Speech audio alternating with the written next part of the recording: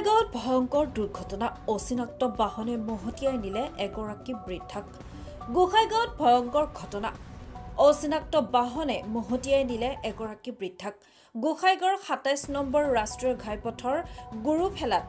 সংঘটিত হয় দুৰ্ঘটনা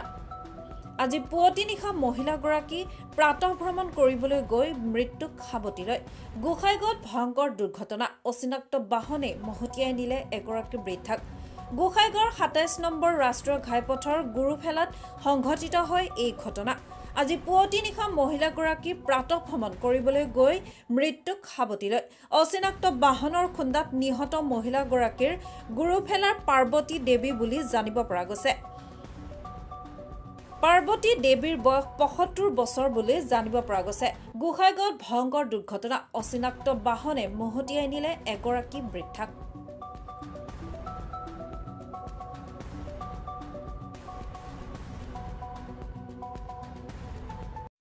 আমাৰ গাঁৱৰে এজনী মহিলা আমাৰ গুৰুফেলা বাছ ষ্টেণ্ডত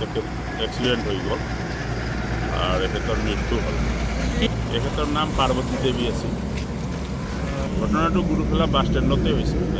থানাত ওলাই যোৱা ৰাস্তাৰ ওচৰতে হৈছে বৰ্তমান পুলিচ আহিছে কিন্তু তেতিয়া যদি পুলিচৰ এইখিনিতে ডিউটি থাকে যদি এওঁলোকে থাকিল হয় আজি দুৰ্ঘটনাটো নহ'ল মেইন